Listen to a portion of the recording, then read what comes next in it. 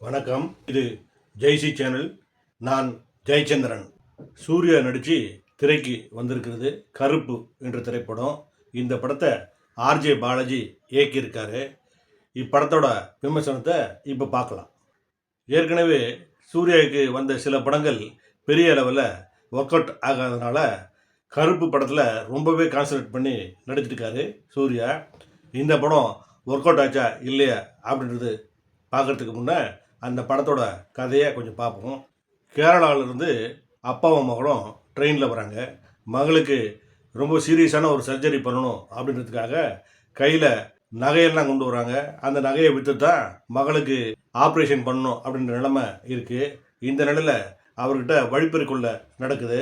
இதனால் அதிர்ச்சி அடைஞ்ச அப்பாவும் மகளும் போலீஸ் ஸ்டேஷனில் போயிட்டு, இந்த மாதிரி நாங்கள் கேரளாவிலேருந்து வரோம், என் பொண்ணுக்கு நான் ஆப்ரேஷன் வச்சுருக்கேன், நகையை விற்று தான் ஆப்ரேஷன் பண்ணணும், இல்லைன்னா ஒரு உயிருக்கு ஆபத்து, எப்படியாவது நகையை மீட்டு கொடுங்க அப்படின்னு சொல்லிட்டு கம்ப்ளைண்ட் கொடுக்குறாங்க.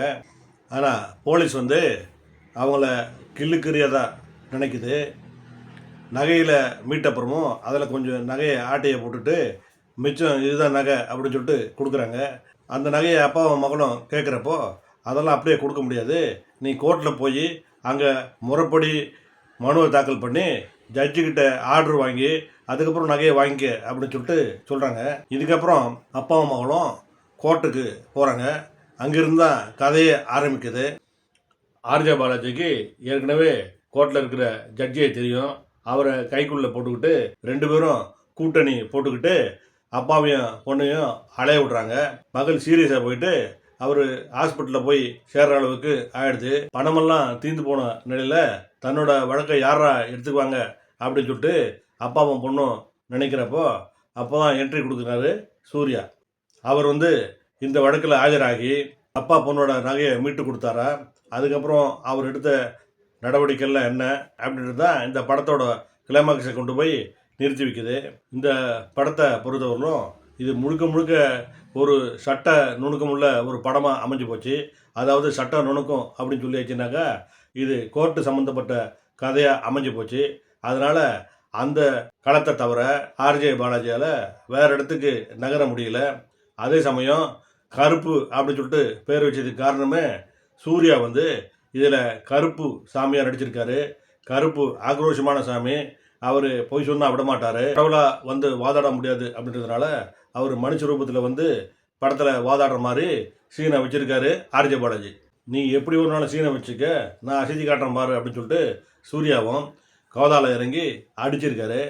அவர் கோட்டு சூட்டு போட்டு வக்கீல் ட்ரெஸ்ஸில் இறங்கி வரும்போது ஏற்கனவே ஜெய்பீமில் அவரை அதே கெட்டப்பில் பார்த்த ஞாபகம் தான் உடனே கண் முன்னால் நிற்குது.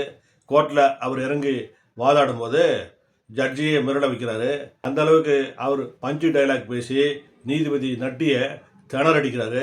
இந்த கேஸு இப்போ முடியுமா முடியாதா என்ற அளவுக்கு கொண்டு போய் அந்த கேஸை சிக்கலில் மாட்டி விட்றாரு சூர்யா.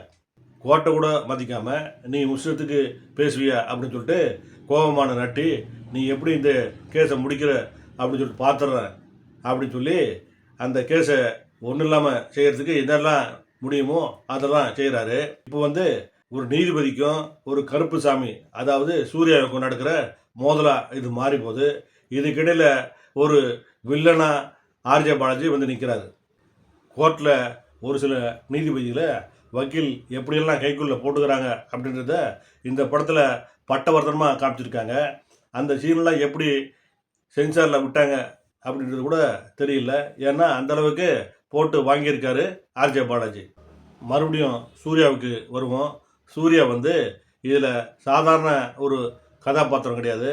அவர் டைட்டிலுக்கு ஏற்ற மாதிரி கருப்பு அப்படின்ற ஆக்ரோஷ சாமியாக நடிச்சிருக்காரு.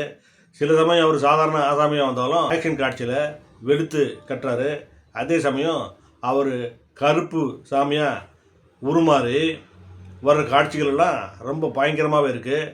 அவர் ஆடுற ஆட்டத்தை பார்த்து தியேட்டரில் ஆம்பளைங்களே கூட சாமி ஆடுற அளவுக்கு அந்த ஆட்டம் போட்டிருக்காரு. ஏற்கனவே கன்னடத்துலேருந்து ஒரு படம் காந்தாரா அப்படின்னு சொல்லிட்டு தமிழில் வந்தது.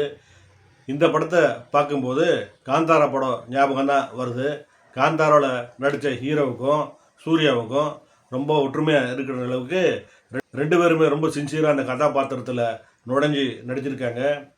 ஆவேசமாக சூர்யா கத்துற காட்சிகள்லாம் தியேட்டரு அலறுது. சூர்யாவை பொறுத்தவரையிலும் இது அவருக்கு ஒரு ப்ளஸ்ஸான படமாக தான் அமைஞ்சிருக்கு அப்படின்னு சொல்லிட்டு சொல்லணும். கதாபாத்திரத்தை நல்லா பயன்படுத்தியிருக்காரு. ஆனால் என்னென்னா ஆர்ஜே பாலாஜி கதாபாத்திரமும் அதுக்கு ஈக்குவலாக வர்றதால சூர்யாவை நம்ம ரொம்பவே காட்சிகளில் மிஸ் பண்ணுற மாதிரி ஒரு ஃபீலிங் ஏற்படுது. அதுக்கு என்ன காரணம் அப்படின்றது புரியல. படத்தோட கதைக்களும் கோர்ட் அப்படின்றதுனால வேறு திசைக்கு ஆர்ஜே பாலாஜி செல்ல முடியாத அளவுக்கு திரைக்கதையை பண்ணியிருக்காரு.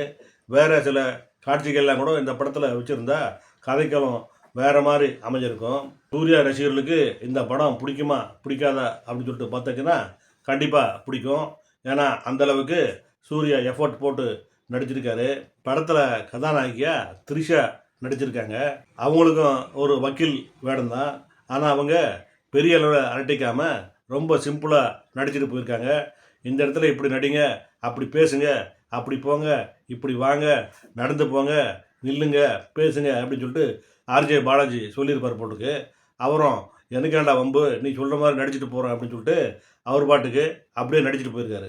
6 படத்துக்கு பிறகு சூர்யாவும் த்ரிஷாவும் இந்த படத்தில் நடிச்சிருக்கிறதுனால 2 பேருக்கும் லவ் டுவைட்லாம் இருக்கும் போட்டுருக்கு அப்படின்னு சொல்லிட்டு நினச்சாக்க அவர் கடவுளாக வராரு, இவர் சாதாரண பொண்ணாக வராங்க.